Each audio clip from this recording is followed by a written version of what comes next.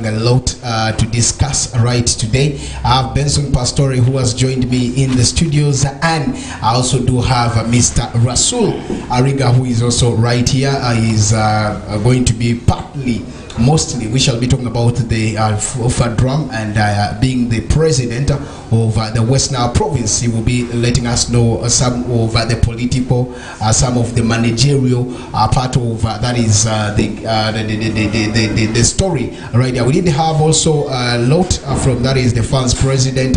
We did see the media officer being here on several occasions, telling us, sensitizing us also about the drum. The last time he was also here, you did see him say talk about the drum. But for today, it's all about what exactly lies ahead on that is Sunday game that is coming before we come again back home at Greenlight Stadium for that is the game between West Nile province and Lango province right there. Mr. Rasul, welcome. It's been long. The last time I hosted you was last year, and I want to say Happy New Year. It's my first time meeting you this year, so Happy New Year and you're welcome. Happy New Year to you, Owen, and happy Year to all the listeners who are following us on West Nile TV. Okay, one of the biggest thing is that that is one thing that we shall be always when a father comes home, you know what exactly you expect. So we're expecting a lot from you. But Benson joins me in the second round of the show. Benson, you're welcome, and good afternoon. Hey, thank you, Owen. Good afternoon to you. Good afternoon, our president for West Nile province. Good afternoon, the viewers. The atmosphere is all about the drum class, which is coming on Sunday. Let's wait for the day to come. Okay, prepare your questions for Mr. Rasul. But of course, starting from there, let's look at the low turn up in that is the training session that is there, which of course should be affecting as a president. Maybe you should also be worried. If you're not worried, then we are. For us, we are worried as journalists. Because by this time we would have expected a lot of numbers in that is the training. Remember, it has always been there. Even the federation itself said this is where you will see that the players get in touch with their provinces, and most of the times I did see warnings coming here in case a club is not ready to release player. A lot of talks that have come through. But this time round, the summoning has a lot of names, and some of the players also not within. Tell us more about that, because this is where now the president needs to be involved more. Have you talked to some? I know the manager should be also knowing maybe this one is coming or they are not coming. Are we having all those players available for the game, or there are those who have already contacted you that they will not be able to come? Thank you, Owen, for this beautiful question. I think the listeners are following you. And the challenge may be the fear, perhaps, is the low turn-up. And as far as I'm concerned, to me it's not a worry, because the players themselves have been our strength. There's no way that they have ever turned down an invitation to the province team. Perhaps the reason why at the moment the turn-up is low is that, you know, this with the transfer window, that players move from one club to another. And you know, most of our players have been playing in Arua Hill and the Luparaka. There are a lot of players that are involved who have been involved with the Arua Hill. I think this time they are trying to move to other clubs. And basically that's why they are not around. But they are in touch with the technical team. And of course, Chokes will have read you the names of players that are the names already there. Because they consider the squad. I think for the doubt of the fans who are following us on the TV here, that we have a plan for travel, that come Friday this week, we are leaving Arua by 9 for Lira. I think most of the players now will join us in Lira, because we have a couple of players who are based here with some technical team who are around, so we shall travel together. But I want to allay the fear on the fans that there's nothing happening in the camp. Players have high morale, and because like Oscar has been emphasizing here, we want to go and disarm the Amuka boys, because you cannot disarm the Amuka boys without the players. The players are the ones to do the work in the pitch, because now you should not rest assured that they will be there.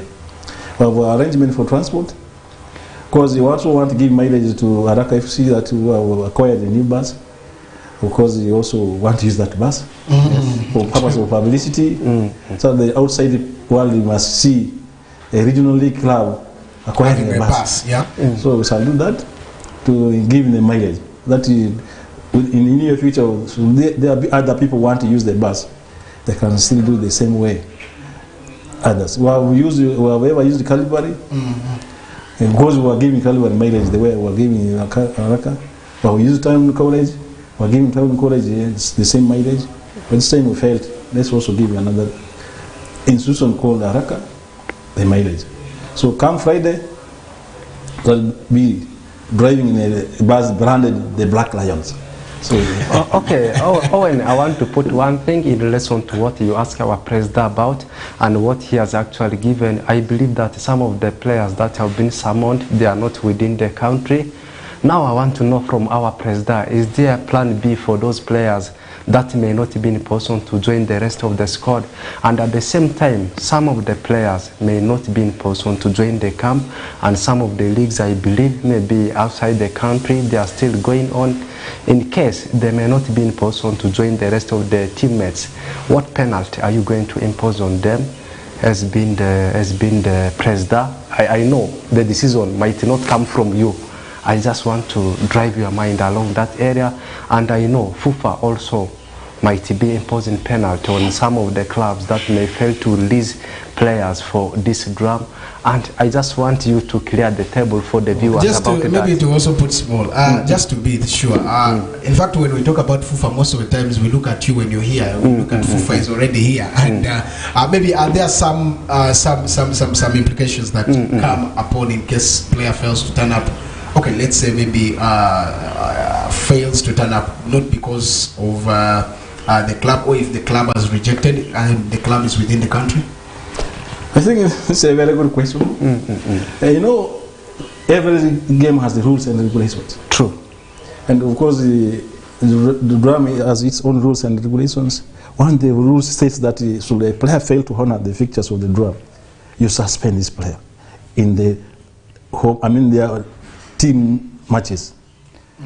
And you have all the ability to do that, to enforce that. But no, we shouldn't act emotionally. True. Let's act as parents. Let's act as people, guidance, that we need to grow these players, that they reach their dream. So I will not be a hurried father who says, since you have failed to come for the drum, I must write and suspend you. Should I suspend you? It doesn't affect the team that has refused to come. It affects you as a player. True. So what we always do is that we call this player individually and explain such condition to them and say, this is the state. But should we pants you, we are going to pants our own. And that's why at times, if the players fail to come, I'm not tempted to take actions emotionally, because I may indirectly be injuring my own or damaging my own players. But I'm glad that you have a pool of players. I've never failed to raise a score that represents us as a region. So perhaps if there's one or two reasons that a player has failed to come, well, they follow and they explain to us. But honestly, we have never had any argument with players refusing to honor the drum fixtures. Of course, with those who are playing abroad, football is a business. True. These guys have gone there for business, because indirectly we are getting the benefits here. So someone develop here, that's my contribution. So someone feeds family, that's my contribution. Because we are not saying that leave what you are doing there because you have the drum, you come. Because these players are playing under clubs that have also their rules and regulations. But I'm grateful that our players love the region. As I talk now, I've been interacting with the Ajaib Nation in Ethiopia. He has promised me, God willingly, by tomorrow, either Friday, he will be in the country. I remember we won, West Nile won the trophy without him. Yeah. He was not even available. Yeah. But the assurance is giving me that hopefully by Friday he will be here. But the question I was asking, what about the club games? Told me at times they give them 10 days or 5 days. For him, he feels he loves the region is part of him, that's where he comes from. He wants to give back to the region. But even he has not asked for any single coin in terms of transportation. So hopefully he understands why he has been there. Because he got the mileage from the drum, he got the mileage from the clubs that where he has been, right from the village club to Nduparaka, to URA and the national team, and today is abroad. Because that's the beauty and what he thinks he must give back. Players like Fadi Bayo is in the country, but he already he has pressure from the club. Yes. They are saying he must go. He says he must come. Now we are still negotiating. Should we succeed? He will be available. But should the club emphasize that he must go back? So I wish him well. But I want to request that all the stakeholders, including me, let's pray for these good players who are really will have the region. Because they make us what we are, and we are proud of them. And because I've never had any challenge with the players since I've been the chairperson. Nobody must say players have failed to come because there are certain things that they do. Perhaps when the players don't come, there must be injury issues. And perhaps at times it is the family ties that we at times keeps them at home. So, but since we have options, I don't think that we depend on one player. We have a variety to pick. And I want to thank the technical team for doing that for us. At times we don't make decisions, but the technical team makes that decision on our behalf. Okay, a very good one. Of course, we did see West Nile Province has changed very many coaches here and there technically, trying to, the last time I remember you saying was you're trying to, every other developing coach should always get a chance to also see what it is in the West Nile regional, in the West Nile region province. Now this time round, Samson Sizo Kuti takes the charge, and of course all the pressure and the rest is on his soldiers. Probably, let's say he acquires one for that is the province. Are there plans also to add more technical members, because we are seeing very many coaches developing every time and now in West Nile, and these are some of the things, because I believe Samson Sizo Kuti getting this chance was also after he had shown success in clubs that he has been managing here and there. So are we going to be having rotations going on like this with the technical team until maybe when West Nile gets the best? No, all the leaders have their own ways of doing things. Yes. For me as a leader, I have my own ways of doing things. But I want to assure the people of West Nile that I will not always be a leader. Because before he came in, they were leaders. True, but true. Now that I'm here as a leader, I have my own police. Because initially we had Abdallah, who was the coach? Omar. But Omar had engagements elsewhere.